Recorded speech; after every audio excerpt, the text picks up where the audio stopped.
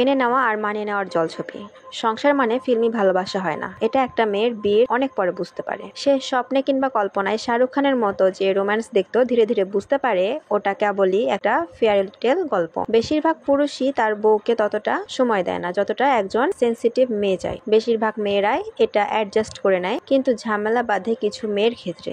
যে মেয়েগুলো বইয়ের তাকে ভালোবাসা লুকিয়ে রেখেছিল, গোপনে আশিকির ক্যাসেট অথবা সিডি গিফট করেছিল, তাদের নিয়ে। যে মেয়েগুলো বৃষ্টি এলেই ভিজতে ছাদে দৌড় দিত, যে মেয়েগুলো এক মুঠো লাল কাচের চুড়ি কিংবা কয়টা বেলি ফুলের মালাই খুশি হয়, তাদের নিয়ে। এই টাইপের মেয়েগুলো যখন বউ হয়ে আসে, তখন সে ভিতরে ভিতরে তার একটা দুনিয়া সাজিয়ে রাখে। তার বেলকনি জুড়ে থাকে কামিনী ফুলের সুবাস, তার কল্পনার রাজ্য জুড়ে থাকে রূপকথার ঘুমঘর। আস্তে আস্তে মেয়েগুলো বুঝতে পারে এটা একটা যুদ্ধক্ষেত্র।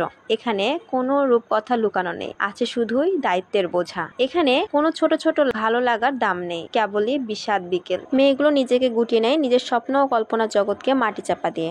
রোজ বৃষ্টি হলে শুকনো কাপড়গুলো ছাদ থেকে আনতে গিয়ে মন খারাপ হয়। এই বুঝি কেউ পিছন থেকে চুপি চুপি এসে দু চোখ চেপে ধরে চমকে দিবে, পারফিউমের গন্ধটাই বলে দিবে সবকিছু। কিন্তু সেসব কিছুই হয় না। একটা নাটক দেখি ইমোশনাল হয়ে যায়, কিংবা আশিকির গান শুনে কান্না করে লুকিয়ে লুকিয়ে। এখনো তার ভিতরে একটা কিশোরী বাস করে, কিন্তু সে কিশোরীটাকে আর বাস্তবে আনে না। নিজের আলাদা জগতে একটা দেওয়াল টেনে বিষণ্ণ চোখে কেবল আকাশ দেখে। তাদেরই ভালোবাসার কমতিতে মুড সুইং হয়। সময় আর পারিপার্শ্বিকতায় নিজেকে বদলে ফেলার ব্যর্থ চেষ্টা করে, কিন্তু বদলাতে পারে না তার কিশোরী মন। কখনো মেনে নেওয়া, কখনো মানিয়ে নেওয়ার অভিনয় করে কাটিয়ে দেয় সারাটা জীবন। সংগৃহীত।